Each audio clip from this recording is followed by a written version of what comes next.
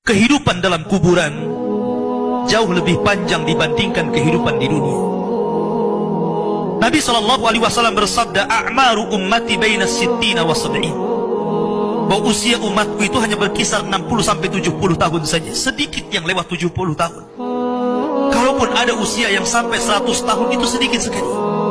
Tapi kebanyakan di bawah 70 tahun, umumnya umat Rasul itu sudah meninggal dunia.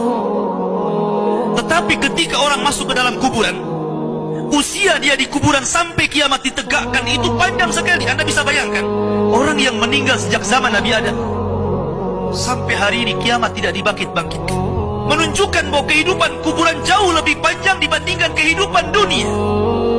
Dari sinilah maka wajar seorang mukmin harus takut dengan kehidupan kuburan.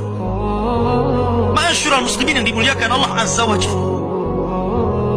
Tetapi para ulama mengatakan, apakah orang yang mendapatkan azab kubur itu munqati atau mustamir, terus menerus ataukah terputus? Kata para ulama, azab kubur itu hanya terputus dengan tiupan sangkakala Israfil.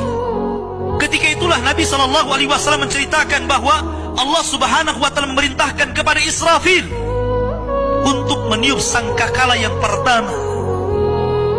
Disinilah azab kubur terputus. Karena ketika itu seluruh orang mati, baik orang yang ada di atas bumi atau yang ada di bawah bumi, baik kalangan jin, baik malaikat, kecuali makhluk-makhluk yang Allah kehendaki saja, semua hancur. Dan Abu Hurairah radhiyallahu anhu menceritakan kehancuran bumi setelah tiupan sangkakala itu adalah 40. Bisa 40 hari, bisa 40 bulan, bisa 40 tahun. Yang jelas Allah hancurkan bumi ini. Allah luapkan lautan ke daratan. Allah jatuhkan bintang. Allah hancurkan gunung sehingga seperti kapas yang dihempas angin. Itulah yang disebut dengan kehancuran alam atau hari kiamat.